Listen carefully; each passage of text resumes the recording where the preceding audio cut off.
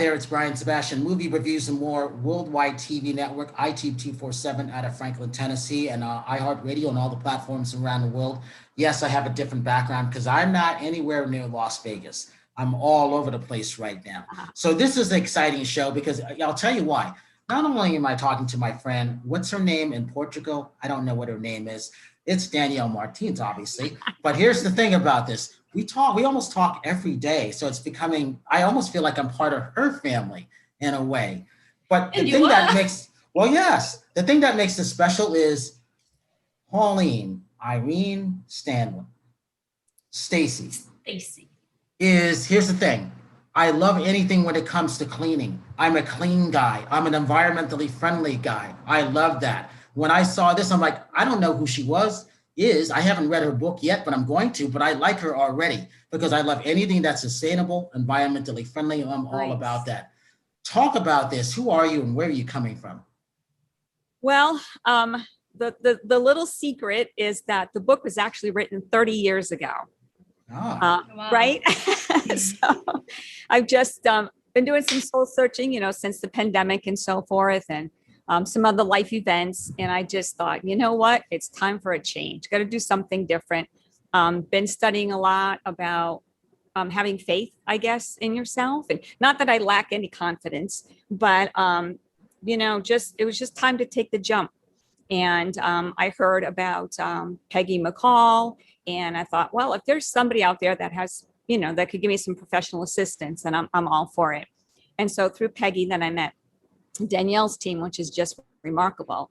But it's a book that, one of the questions that somebody had asked me through all of the forms I'm getting and so forth to help get this all developed was, what was I thinking when I wrote the book? And I said, well, I never thought about me. I never, ever thought about myself or, I'm going to be a famous author or I'm going to make $1 million or whatever it was. It was just that I found something that I knew millions of people out there needed to know about. And at the time, I was a single mom putting myself through school. I was doing that through cleaning houses, and I was involved in a lot of extracurricular activities. My whole family lived up north. I live down here by myself. Down here is Florida, sorry, so, the West Palm Beach area with my 5-year-old daughter. But I wanted to go to college, just had a good example for her. So I did that. But so you can imagine now I'm wearing a lot of hats, right? So every day it was like, what hat am I wearing today? Have fun with my daughter or clean the house or go to work or what class to study for. It was just always thinking about that. So I would go to school all day and then I'd have to go clean a couple houses to support us. I wasn't getting any child support or anything like that. So I had to do it fast. You can imagine, right? So every day or every time I would go in a house and I'd start to clean, I just started, you have a lot of time to think. You guys ever do that? When you're cleaning, you think a lot, right? Even if you have music on, sometimes you don't even hear the music. You're just having your own thoughts going on in your head. And it was, how can I make this faster? Because I got to get the heck out of here to get to the next house, right? And then I had a deadline, 6:00. If you don't pick your kid up at 6:00, you got to pay this, extra $25, which might as well been $1,000 to me. So I knew I had these deadlines. So through that process, at the time I was in business school also, right? So in business school, you learn a lot of different subjects. People just think it's just like, the number crunching and stuff like that, but it's not. It's how to develop people and how to get things done. So you use a lot of processes. So I just thought, well, I started thinking about that. Like I studied this, what do they call that? The conveyor belt kind of concept. And I just always remember this one experiment in this one study where they did this thing where one person did let's say 7 steps to one item on the conveyor belt. And then they compared it to one person doing 1 step to an item. And then the next person does another step. And that's how I found that things were flowing and the productivity was a lot faster. And so I started thinking about that. And so as time went on, I just started developing that. The other thing that was happening was because I was coming from school, I was always dressed kind of nice. So I'm not saying I was in an evening gown or anything, but I was coming from school, right? And I worked, like I said, I worked with a lot of extracurricular activities. So I was the president of clubs and so forth. So, and I worked with the president of the college. So I had to look decent, So I didn't change. I didn't have time. So, and I realized that, and of course I had, a little bit of makeup on, right? So I realized, wow, I'm like, you just feel different when you're not, when you're home by yourself dressing, right? You just throw on your old clothes, you just, for some reason we think, I got to clean the house. I got to look like crap. You know what I mean? It's like, you just take your whatever clothes you can find and your old stuff. You would never put on a blouse. I would clean in a blouse like this. I'm here to tell you. And wow. So I started thinking about that, and I was like, so I realized that it was a different attitude, different mindset you have when you feel good about yourself, right? So just had a lot of time to think when I was cleaning these places. And then of course, when you do a lot of anything, it gives you more experience, and then you can experiment, right? So I started doing that. Then I found myself making it a game. We never talked about this, Danielle, and this isn't even in my book, but I realized, what, like I challenged myself every time with the process to go, like if I would say, okay, I'm going to do it 5 minutes faster today. How can I make that happen? You know what I mean? So it just became a game. And then another thing too is with the job itself, right? Like, cleaning toilet bowls isn't exactly something we all look forward to, right? But it is necessary, no matter your age, your race, your religion. I mean, it doesn't matter. We all have to do this, right? I mean, unless, you're part of that elite few, that get to have somebody else do it for you. But the book's going to help that person too. That's doing it for you. So anyway, I just thought, I have to get out of the mindset of what I was doing and find a different way to look at it. But it's just when I discovered this and I started writing about it, I was just like writing notes, like outlines and stuff. I wasn't really thinking I'm going to write a book. I just thought I have to write this down. I don't want to forget because I need to share this with everybody. And I think at the time, my mind, because, sometimes your mindset is only where you are. You get stuck in it sometimes. You're not thinking about how everybody else is thinking and feeling and what they're going through. And but I did, and I thought, oh my God, what about all of the other women that either are single moms and have to do what I have to do? What about even the married ones, right? That still have a whole family, right? And they always count on the mom for some reason too. And then I started really thinking out of the box, and I'm like, okay, wait a minute, man. This isn't just about, the females, right? And I'm so glad to hear, Brian, that you like cleaning and you're going to fall in love with this book. And every time I talk about it, I feel like, people say, oh, she wrote the book. It's kind of like bragging about your grandchild, right? I was like, oh yeah, she's just saying that because it's her kid. You know what I'm saying? It's like, no, let me tell you why I think I like it already. Not only do I love the look of the book, I think of this, Clean Pauline. And then I think of No Time to Listen To. That's how I see it. And to me, that's brilliant. But also, I've cleaned, like you said. Sometimes I would have an interview and I would come over and help my friends because they couldn't clean. I could clean, but it was therapy for me, just like you said. And I was always on a time limit. If I had to go to the Four Seasons in Beverly Hills and I was at the ranch and I had to do all the stuff, what am I going to say no to George Clooney because I can't go interview him because I'm cleaning someone's house? No, I did because it was that energy flow. And I know this has got to be in your book. It's that energy flow, and I'm making great causes to help my friends, which comes back to benefit me. I did it because I wanted to, but I also did it because I knew they couldn't do it. And I'm sure you know exactly what I'm talking about. I agree 100% because I don't think there's much we do in life, right, that doesn't have the ripple effect. And the concept with the book for me was if I can share this with the world, it will do for them what it did for me. Right. And that is give me more time. I had more time to do other stuff that was so much more important to me than cleaning. Cleaning is necessary. Now I've had people say to me, oh, you you like cleaning, right? Like when I go visit my family and, you know, they just kind of know my background and it's like, no, you don't understand. I don't like the process. I like the final desired outcome. And that's the clean house, right? Exactly. But Brian, check this out. Here's the biggest factor in all of this, okay? It is not about, it's the psychology factor. It's not Absolutely. about the amount of time that we actually spend cleaning and then the thought that the house is clean.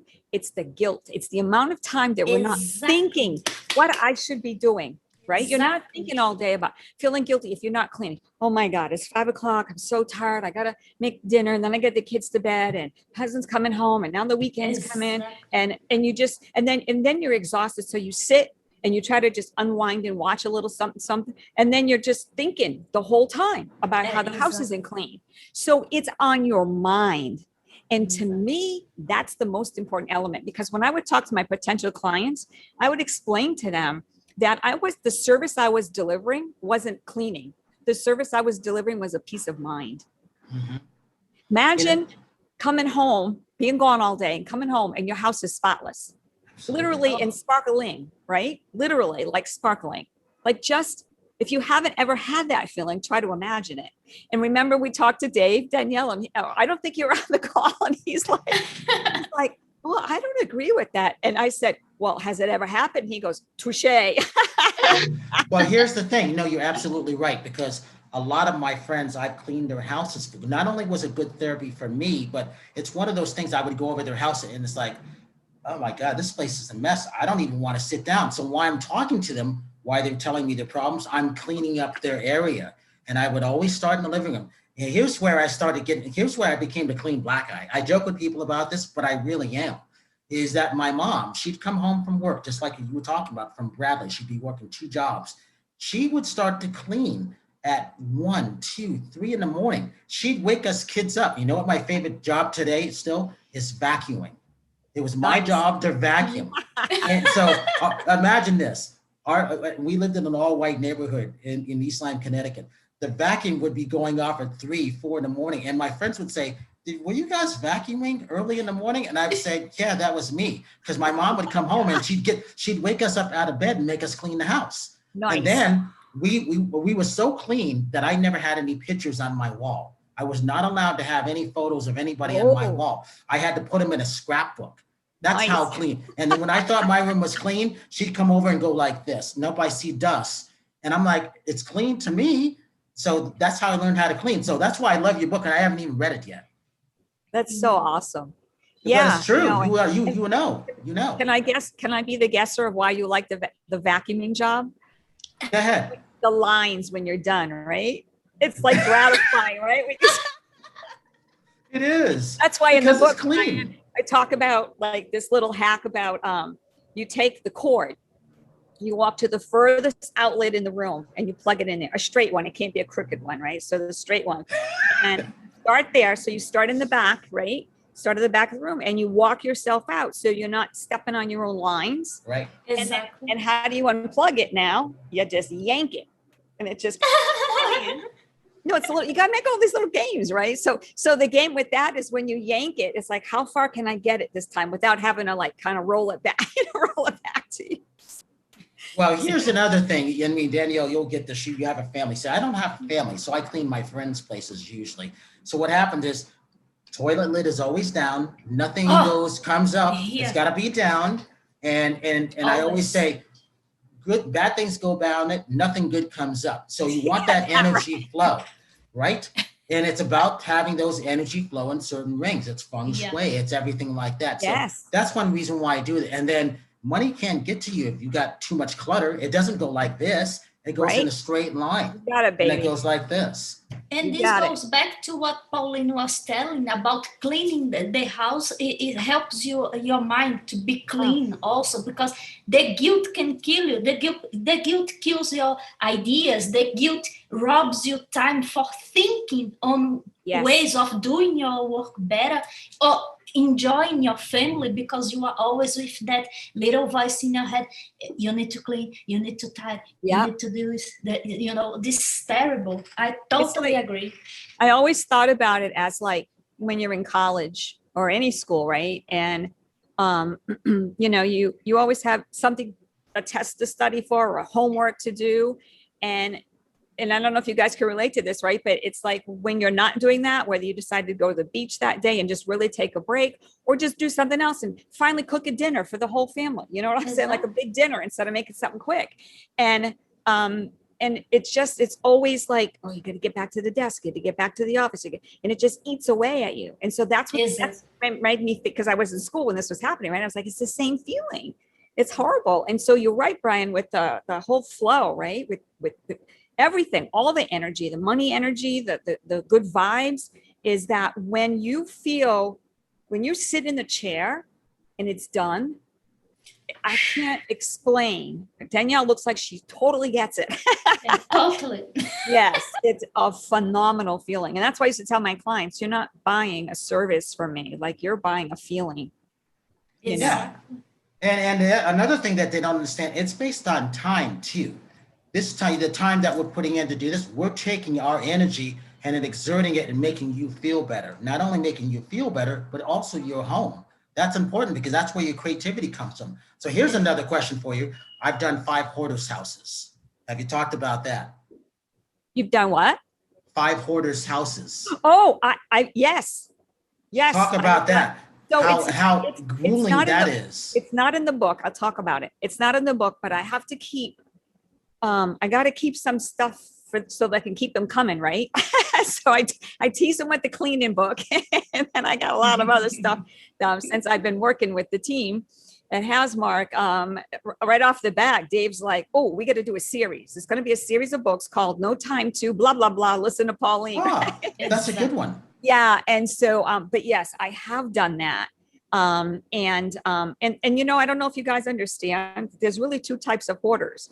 There's one that actually, the type that actually has the psychological issue where they can't let things go. Yep. And then there's a type that it's not so much that they're hoarders, they're just lazy. Yeah. Right? Yeah. And so those are the garages that I have worked in, right? And so, but it's, again, even with that, it is so crazy simple, right? First thing is this. I always start off with the psychology, like how to get yourself in the right mindset. The biggest reason why anybody gets in a big mess, whether it's your house, the garage, whatever it is, piled up with your homework, I don't care. It's you get overwhelmed. Yeah. So you cannot look at any job. I can't tell you guys the stuff I've done. It doesn't intimidate me a stitch. There's zero intimidation. It's almost a challenge. And it's and to me, the real final desired outcome is the person's face when you're done. I mean, completely done. And not even so much that I've had people cry that they're like, exactly. I've never parked my car in my garage. Okay.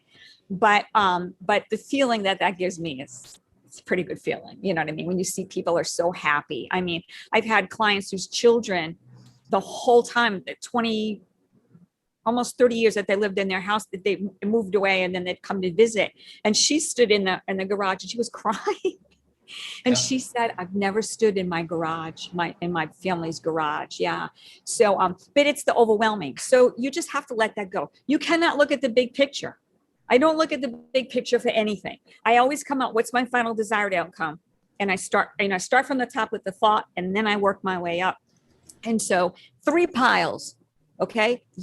This concept of 3 piles will fix anything for anybody. Right? So Here we go. We got the pile we're throwing away, the pile we're keeping, and the pile we're donating. Okay. This is just my own personal thing. So I don't push my stuff on everybody else, but I don't believe in yard sales. I think they're great to teach children some lessons, but for adults, I think that we should just put stuff back in the universe. Yes. You know what I'm saying? I totally agree with you. Yeah. And so we don't have the yard sale pile. I don't do yard sale pile. We do donation pile. Exactly. And that's how you just start. I've had what are they? 20-foot dumpsters. Like I've had 3 of them for one garage, one little garage, 1 car garage. It was insane. And then you just start.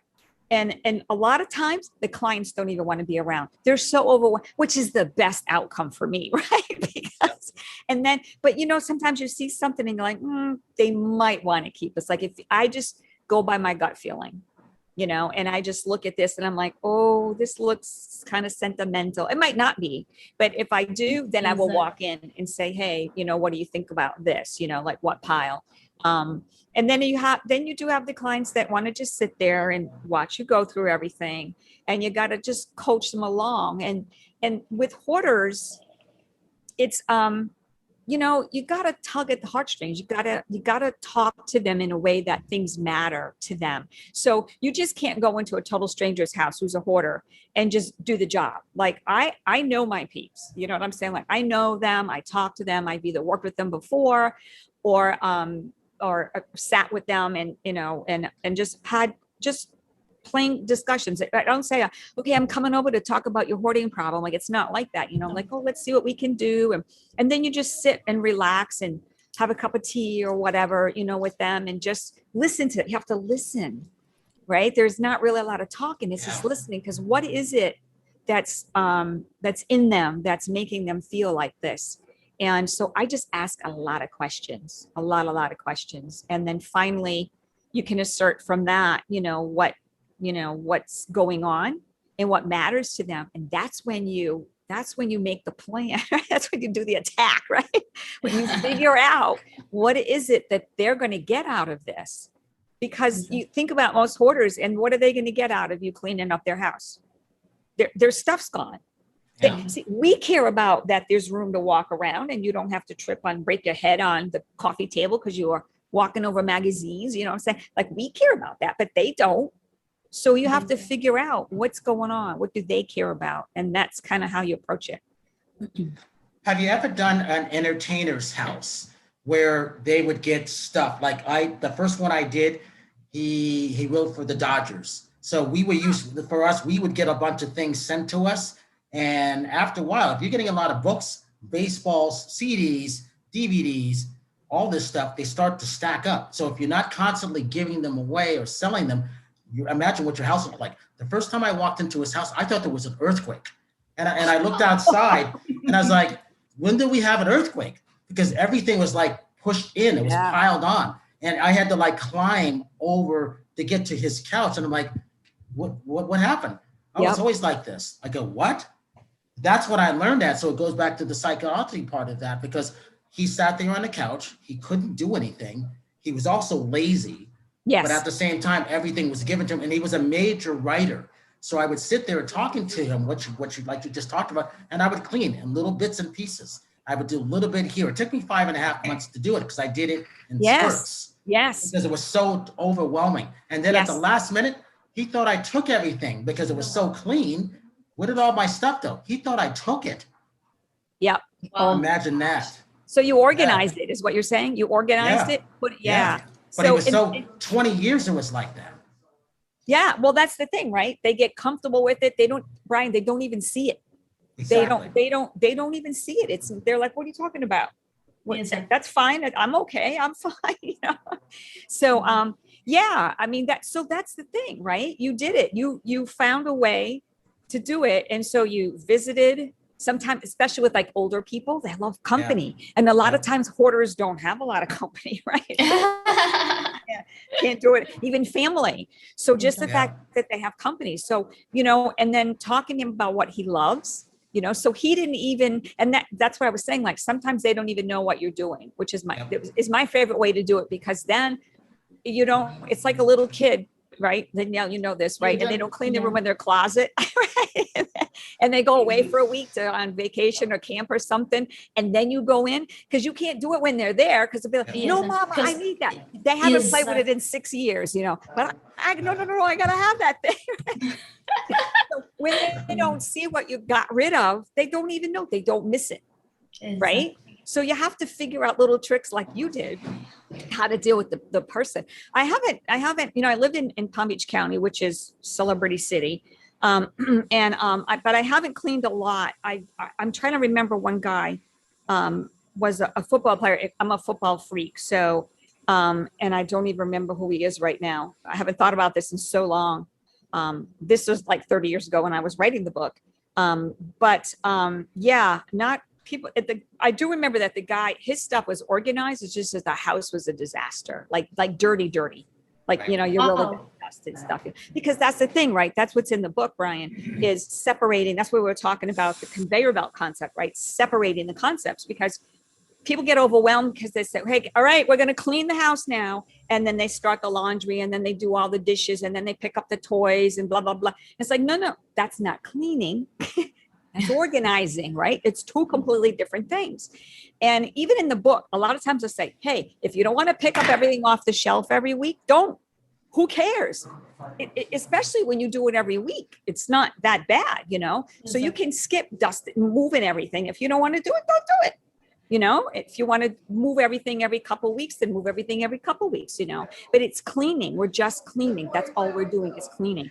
And I know a lot of people that are kind of like OCD. When they read this book, they're going to freak out a little bit because they want it to be perfect. Right. So now you sit in silent, you know, stress ball, right. And it's not getting done. Or you can have it clean and then do all the other stuff later. And that's going to be another thing that I talk about later. I got a lot of bonuses in my head, but about how, you know, because people were asking me, well, do you have anything in there about how you get the family involved? Nope, that's another book. That's another part of the series. They're not going to be thick books, but you are going to buy them, I promise. So how do you get the kids involved, right? So I'm like, look, you want to organize, you want the toys picked up, have the kids do that on Friday night. If Saturday morning is going to be your, you know, 9 to 12, you know, slot to do your cleaning. You know, that's a whole nother project. If you want to do the dishes the night before, because you want to start with a clean kitchen, then you do the dishes the night before. But if you didn't do the dishes Friday night, you're not cleaning them on Saturday morning when you're cleaning. That's a different project. So you have to work around that. Because here's the thing, when you're done, you might have some dirty dishes in the sink, but your house is clean. You get what I'm saying? So I say, work around the stuff. You can work around it, but you're not picking up stuff and organizing today. It's not happening. Pauline, let me ask you this. Do you eat and clean at the same time like I do? I do not. Oh, no, I don't, because I can't. I am such a focused person. When I'm doing something, I'm doing it. I see Like me. I see people do stuff. I cannot multitask. No, and you know why? And multitasking, right? If you're doing two things, something's not getting done 100%. So nothing against what you're saying, right? but I would. No, you know why I say that? Because I'm looking at it this way. Oh, we're going to clean later. I'm like, no, I know you guys. No, there is no later. So I'm eating as I'm cleaning. And they're looking at me like I'm the strange person. Yeah. But I would rather have it clean, like you said before. So here's the thing that happens. So sometimes if I'm working, like say that on a big Danielle, project. you didn't know that. Hey, Danielle, take notes. So if I'm working on, say, a house that's going to have some company, I've worked for like Palm Beach Society, women that throw all these galas and stuff, you know, and so you're having a lot done, right? You've got, you know, the people are outside doing the landscaping, and then you got the people inside that are doing stuff. And so there are times like that. And even that, I make that fun, right? I make all of us stop together and we order food and we all sit at the table, we all eat together.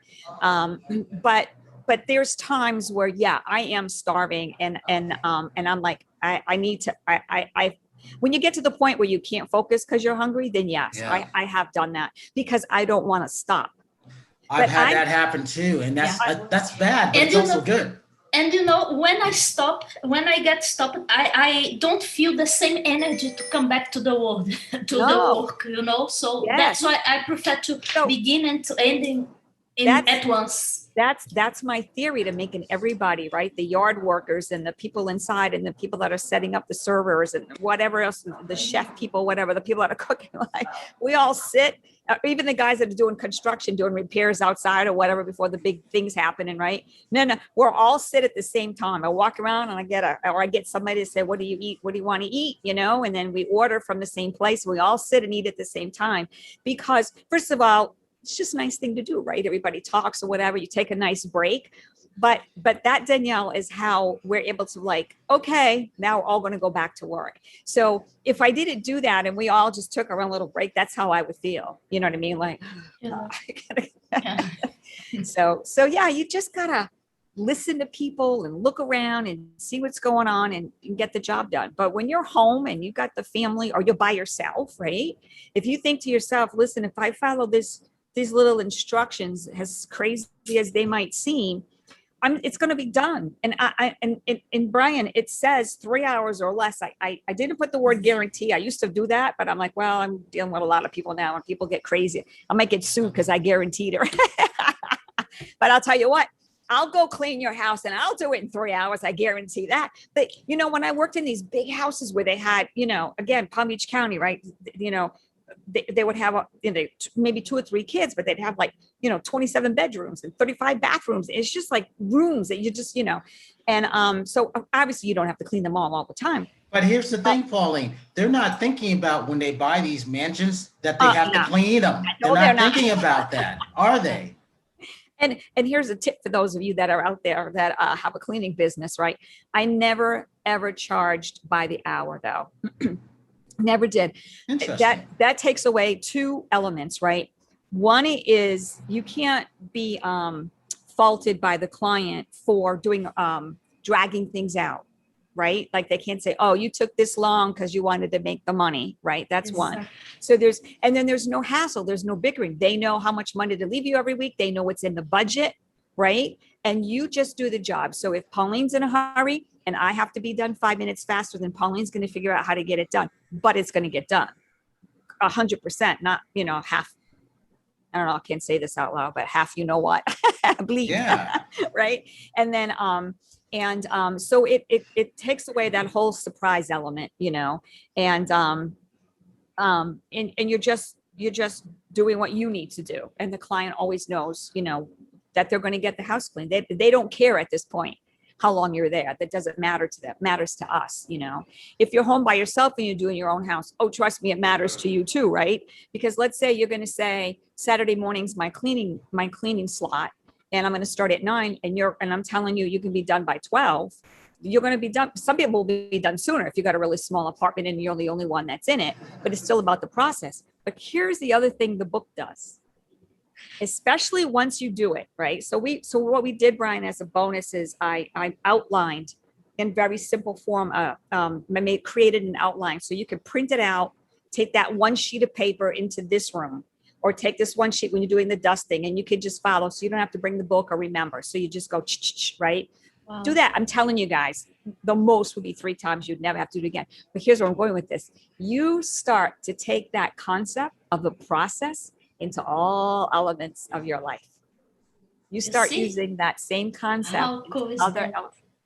Oh, I love that. Hey, we got about 4 minutes left. See, I could talk to you the rest of the day about cleaning. Let me ask you about this. What was the toughest place that you had to clean? Because we all have one where it was mentally and physically exhausting, but in the end, as time went by, we were happy that we did it. Do you have one of those? Oh yeah, the hoarders situations. Twice yeah. I've had that hoarder situation. Yeah. And so, that's when we talk about that, that's kind of organizing, right? That's not so much cleaning. With the cleaning, yes, I've had a house that had not been cleaned. I'm not lying to you guys, had not been cleaned since the last time I had done it, which was 4 years ago. So it was the last time somebody was in that house to do a dusting or vacuuming, whatever, or wipe down the cupboards, crumbs. Just imagine crumbs in your kitchen from 4 years. Ugh. I've seen it. It's not and fun. Cat feces under a bed, like a cat lived in the house and the cat was going under the bed for 4 years. Yeah. Yep. So sometimes you got to bring in the big guys with the carpet cleaning people and stuff, you know what I mean? But yeah, that was, and a lot of rooms, and the gentleman, all the kids had moved away and he lived by himself and just watched TV all day long, so. Pauline, give your social media links. And I got to read this book. Danielle, can I get this book? I got to read this book. All right, Pauline, how strange is that? I'm a straight Black guy who loves to clean, and I want to read your book. I love it. No, you will. And that's how I was raised. You know what you're going to think about the whole time? Your mom. What?